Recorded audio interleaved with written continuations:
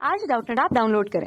Doubtnut पर अपने सभी गणित, रसायन विज्ञान, भौतिक विज्ञान और जीव विज्ञान के डाउट्स का करो सफाया।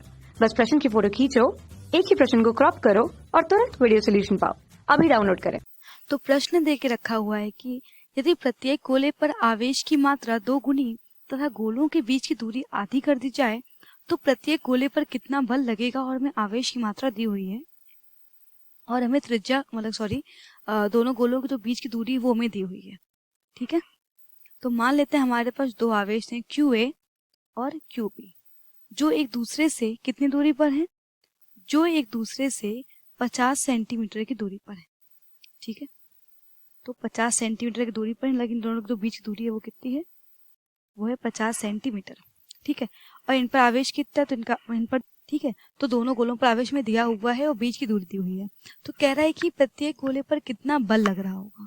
तो हमें बताना है कि इन दोनों जो बिंदु आवेश है, इन बिंदु आवेशों के कारण एक दूसरे पर कितना ये बल आरोपित कर रहे होंगे, इन दोनों गोले पर कितना बल लगा रहे होंगे। तो चूंकि जो है दोनों ही गोले आवेशित है, तो दोनों गोले एक दूसरे के आवेश के कारण एक दूसरे पर बल आरोपित कर रहे होंगे। ठीक है, तो हमें देखना है इनके बीच में जो लगने वाला बल है वो कितना है। तो देखो, जैसा कि हम जानते हैं किसके नियम से, कूलाम के नियम से।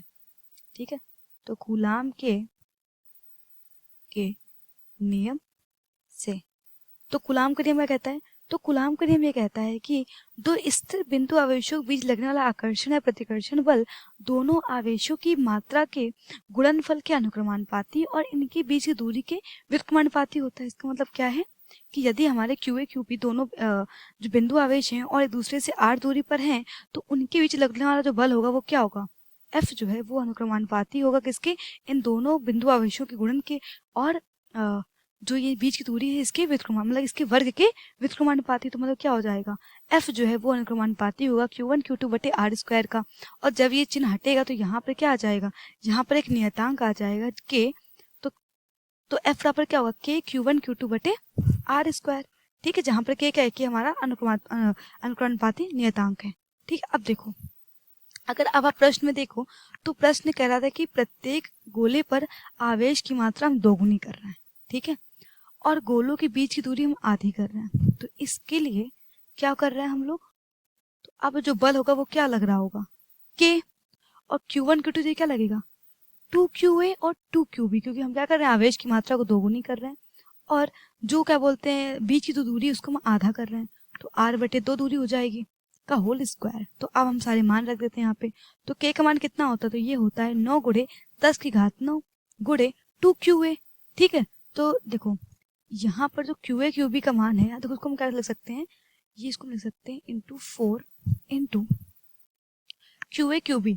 तो QA का मान कितना है, तो QA का मान है, QA QB दोनों के ही मान है 6.5 × 10⁻7 गुणे 6.5 × 10⁻7 बटे r/2 का होल स्क्वायर। देखो r का मान कितना है 50 सेंटीमीटर, जिसे हम लिख सकते हैं 0.5 मीटर।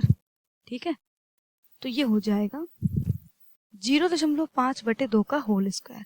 ठीक है, जब इसे हल करेंगे तो ये मान निकल के आएगा 16 × 1.5 × 10⁻2। ठीक है, जब इसे और हल करेंगे तो ये मान निकल के आएगा 2.4 × 10⁻1 न्यूटन, जिसे हम कह सकते हैं 2.24 न्यूटन। तो इस प्रकार प्रत्येक गोले पर लगने वाला जो बल है उसका मान कितना है, 0.24 न्यूटन। ठीक है, तो ये हमारे प्रश्न का उत्तर है। धन्यवाद। कक्षा 6 से 12वीं से लेकर नीट, IIT, JEE वो एडवांस के लेवल तक 1 करोड़ से ज्यादा छात्रों का भरोसा। आज ही डाउनलोड करें डाउटनेट ऐप या व्हाट्सएप करें अपने सारे डाउट्स 8400 400 400 पर।